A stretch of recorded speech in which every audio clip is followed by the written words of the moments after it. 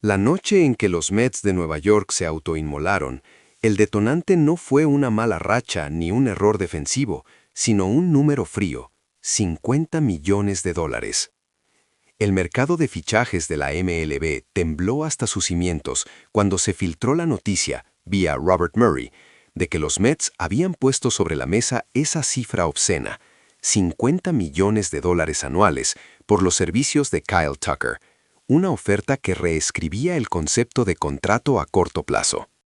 Este movimiento no era solo una apuesta agresiva, era, para ponerlo en perspectiva, el tercer valor anual promedio más alto en la historia de las grandes ligas, solo superado por los 70 millones de Ohtani y los 51 millones de un tal Juan Soto.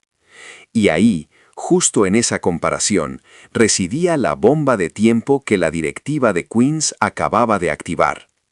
La pregunta que flotaba en el ambiente no era si Tucker valía esa cifra, sino si valía más que la jerarquía interna del equipo. Tucker, sin duda, es un talento formidable, bateador probado, campeón de la Serie Mundial con Houston en 2017, guante de oro en 2022 y líder de carreras impulsadas de la Liga Americana en 2023, con 112. Su OPS de .865 en 8 años hablaba por sí mismo. Pero a la hora de la verdad, Kyle Tucker jamás había cargado el peso existencial de la Gran Manzana. La mecha se encendió en el momento en que la información llegó al clubhouse. Según fuentes internas, el silencio fue quebrantado por una voz cargada de resentimiento, la de Juan Soto. Durante una transmisión en ESPN, el comentarista hizo referencia a una filtración que paralizó el camerino, la crítica frontal de una figura clave. Pagar 50 millones a un jugador que nunca ha ganado nada en esta ciudad, que nunca ha sentido la presión de Nueva York, ¿cuál es la lógica? Se dice que Soto cuestionó con una voz tensa pero controlada. Sus números no son malos, claro, pero esa demanda supera con creces lo que yo y otros hemos demostrado aquí. Si van a redefinir el valor del club, que empiecen por casa. Esta no fue una simple opinión, fue una negación abierta a la estrategia de la organización, un veto público y un desafío directo a la autoridad de Steve Cohen. El impacto fue sísmico, y pronto los rumores de una implosión interna se esparcieron por las redes sociales como fuego incontrolable. El teléfono de Steve Cohen, el multimillonario que compró el equipo con la promesa de borrar años de mediocridad, se mantuvo misteriosamente silencioso.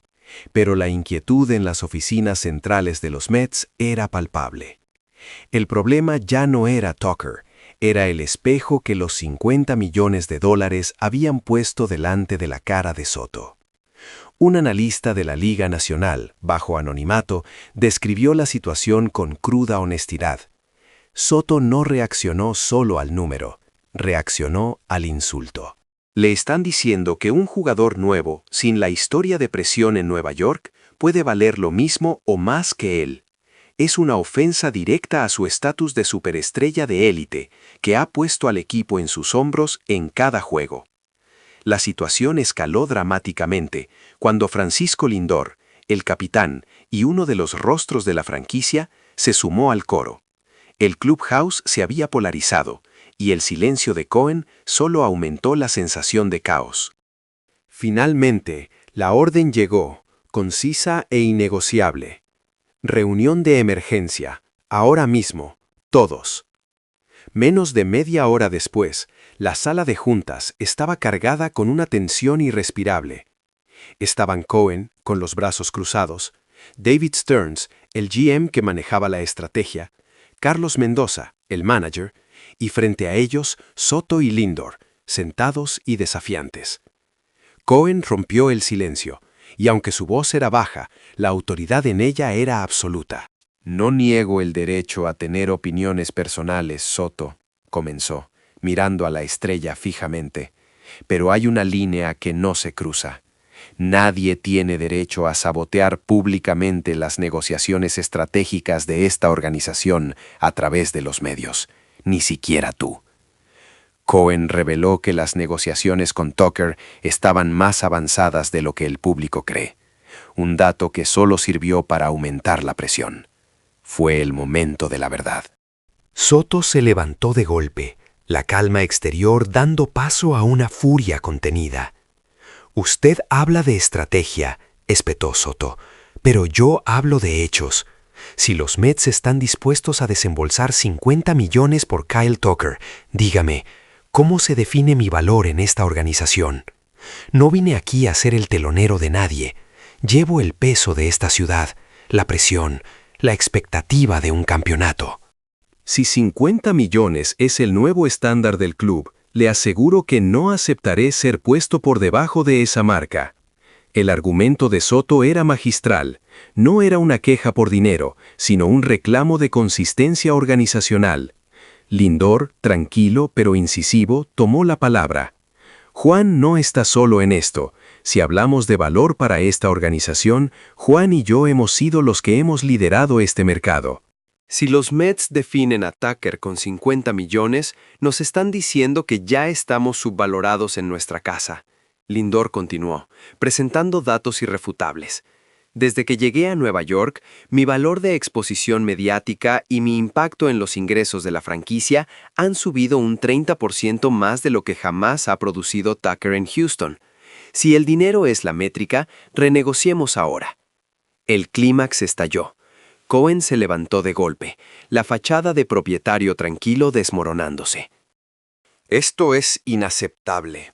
Esto es coacción, presión colectiva, y saben perfectamente cómo se ve. Pero Soto no cedió. No es coacción, señor Cohen, es equidad. No pueden tener 50 millones listos para un recién llegado y esperar que nosotros tengamos paciencia. ¿Es eso un juicio consistente? La escena se congeló. David Stearns, el silencioso GM, intervino con una voz dura y sin adornos. Soto, hablas como si la organización Mets existiera para ti. Déjame ser claro, nadie es más grande que el escudo. Luego, Carlos Mendoza, el manager, entró en la refriega. No dudo de tu talento, Juan, pero también veo una vida en la que te has acostumbrado a inflar tu propio valor. En este club, nadie, por talentoso que sea, debe desestabilizar la armonía. El béisbol no es un escenario individual, es un deporte colectivo. Pero Soto tenía un as bajo la manga, un golpe devastador, calculado en la quietud de la noche. Golpeó la mesa y la conmoción fue más audible que cualquier grito. Ustedes hablan de organización y de cohesión, pero esa organización fue la que estableció un nuevo listón de valor en 50 millones. Si construyan el equipo solo con números, díganlo. Pero si quieren estabilidad, tienen que enfrentar la realidad de dónde estamos Lindor y yo. Formalmente, solicito una revisión de mi contrato inmediatamente. La decisión de ofrecer 50 millones a Tucker es de facto la nueva métrica de los Mets, y bajo esa métrica, mi contrato actual es insostenible. El peso de la sala se volvió hacia Cohen. El propietario se levantó, su furia helada. No gritó, sino que habló con una frialdad cortante que caló hasta los huesos. «Si no te detienes aquí, Soto», dijo Cohen, pronunciando su nombre con una pausa dramática, «tú, y no Kyle Tucker, te convertirás en el mayor problema de los Mets». Ese fue el giro inesperado, la acusación final. La organización no temía a los rivales, sino a la arrogancia de su propia estrella. No hubo respuesta de Soto, solo un asentimiento silencioso, que no era de derrota, sino de una guerra recién declarada.